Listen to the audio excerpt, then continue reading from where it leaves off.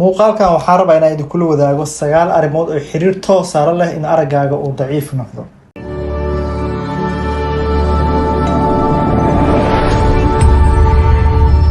marka hore waa aniga ay tarxiya ugu barteen muuqaalada ku saabsan indhaha iyo aragga. haddii aad markuu warayso muuqaalin daawa subscribe noo saar, YouTube-ka haddii Facebook naga daawanaysa follow noo saar. arrinta koowaad oo xiriir toos ah leh waxay tahay dhaxal. haddii qaraabadaada, qoyskaaga, aabiyo, hooyo mise awoowo dhaxal hadaa u leedihiin cudurrada qaar oo indhaha haddii ay leeyihiin way ku gudbi karaan oo waxay saameyn toos ah ku leedahay adigana in araggaaga daciif ay ka dhigto. arrinta labaad waxay tahay shaqo fogaansho dhow haddii aad u baahanta. tusaale ahaan haddii taleefanka ama kombiyuutarka oo kale ama wax buug akhri sidoo kale aad isticmaalkeeda uu kugu badan yahay waxay xiriir toos ah leedahay in araggaaga daciif ay ka dhigto. arrin saddexaad waxay tahay oo sababi karto in araggaaga daciif noqdo in aad inta badan guriga u joogtid oo banaanka aadan u bixin, waqti badan aan banaanka ku qaadan. waa arrin toos xiriir la leh in araggaaga ay saameyn ku sameyso araggaaga sidaas uu daciif ku noqdo. qodobka afraad waxay tahay cudurrada indhaha ku dhaco. haddii ay leedahay tusaale ahaan caadka indhaha fuulo, biyaha indhaha ku furmo, cudur uu indhaha haddii uu ku dhaco waxay xiriir toos la leedahay in araggaaga uu daciif u noqdo.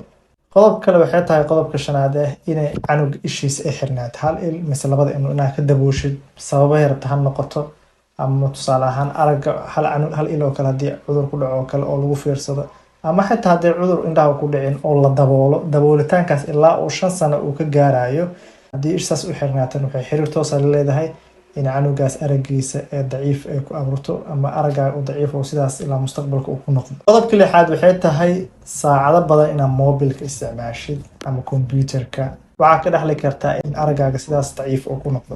qodobka toddobaad waxay tahay heerka waxbarashada. waxaa la ogaada baaritaan lagu sameeyo mar walba heerka waxbarashada ay sii badato ama ay sii korortaba in kaga nugushahay dadka heerka waxbarashadooda ee hooseyso in aragga daciif ay yeelan kartid. qodobka 8aad waxay tahay qaliinada indhaha. haddii qaliin indhaha lagu sameeyo nooc walbo qaliin indhaha, baalasha indhaha, gudaha indhaha, qaliin indhaha haddii indhahaaga ay maraan waxaa u nugushahay in araggaaga daciif ay noqdo oo waxaa ka dhexli kartaa in araggaaga uu sidaas daciif ku noqdo. qodobka 9aad oo ugu dambeeyo haddii aad ku nooshahay noloshaada meel magaalo ah waxaa kaga nugushahay qof meel baadiya ku nool in araggaaga sidaas uu daciif ku noqdo ama daciifida aragga way kaga nugushahay. sidoo kale qofka dhafarka badan oo kale ama qofka magaalada ku nool badanaa waxaa la sheegaa in hurdadiisa ay yaraan karto maadaama leerka waxyaabaha badan oo isticmaala digitalka oo kale inay ku badan tahay toos xiriir waxay leedahay xanuun indhaha iyo sidoo kale araggaagana sidaas daciif ay ku noqoto. qowmiyadda ka soo jeedid sidoo kale xiriir toos ay leedahay oo dadka qaar ayaa qowmiyo qaar waxay u nugul yihiin sidaas araggooda daciif ay ku noqoto oo dhaxal ahaan ay u leeyihiin.